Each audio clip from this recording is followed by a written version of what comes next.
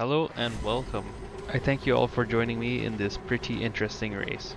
You will see my human-eyed view from the cockpit of the GT3 Porsche, sporting the 2023 Bathurst 12-hour livery. Today we race at Deep Forrest Raceway in reverse. This track has the undisputed worst hairpin of the entire game. As you will see, I've never actually mastered it myself, and I still struggle a little bit with that as well.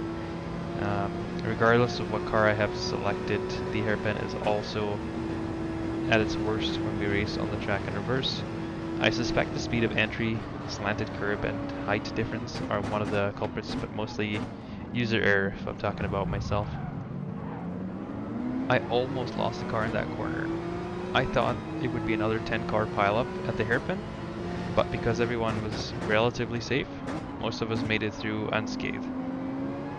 I was able to make up some places. Lap 1, so far, has been kind to me.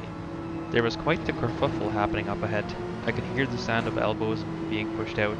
The yellow Porsche makes contact and shoots the other Porsche forward, creating chaos all around. The yellow Porsche ends up tapping me on the right to let me know that I'm not welcome here. We do not care, and we carry on. This was my first opportunity for P2. Mercedes goes a bit too wide, so I tried to take the inside line, but I was not close enough to make the move stick. The grip difference on the track between medium and hard is quite substantial, most noticeable in the middle sector as this is the most technical part of the track, as you just witnessed a wiggle from the GT3 Mercedes. In this daily race, people opted for the Porsche GT3 as it appears to be a fan favorite. I've seen some Mercs out on track as well, so I may have to give that a go. They seem to be very strong on this track. I'm not sure which one would actually be the faster one. I think it is more a personal preference at this point. I'm not gonna lie, this scared me a bit. The Mercedes goes a bit too wide and gets pinballed off the barrier. We have to say farewell and we take P2. I was suspecting that the first corner would not go smoothly. After all, it's a mini endurance race with a mandatory tire change, so my strategy would be to play it safe. And here, I made a terrible mistake. I cut it too sharp, and I got the car over-rotated into the corner. To add insult to my own injury, I also decided to put my foot down too soon as I was still correcting the slide. Not sure if that combination has ever worked out for anyone. After I cooked my tires, it's time to pit. I started out on the medium compound tire to see if I could make up some places before I came in for my last stint on the hard tire. This worked well. As you can see in the first half of the race, I was able to make up some places. The grip difference on this track between the medium and the hard compound is quite substantial, most noticeably in the middle sector, as this is the most technical part of the track. Now it's time to do the work and to keep the position till the end of the race. While I'm exiting the pit, I can see someone cruising by, taking P2. We fell victim to an undercut, but the race is not over yet. Now it's time to put the pressure on. I would assume the Porsche behind me has opted for the opposite strategy, starting on the hards and switching to the mediums about halfway through the race. Like I mentioned before, there is quite a difference in grip levels, and now that the Porsche has caught up with me, it will be a very difficult task to keep the door closed long enough so I can finally get that sweet podium nectar. It is time to defend like a lion. I kept my head down, and I managed to catch up to P2. There are 4 laps remaining, but they seem to be struggling with grip so far. I would hold back for now and keep the pressure on. See if I can pressure them into making a mistake.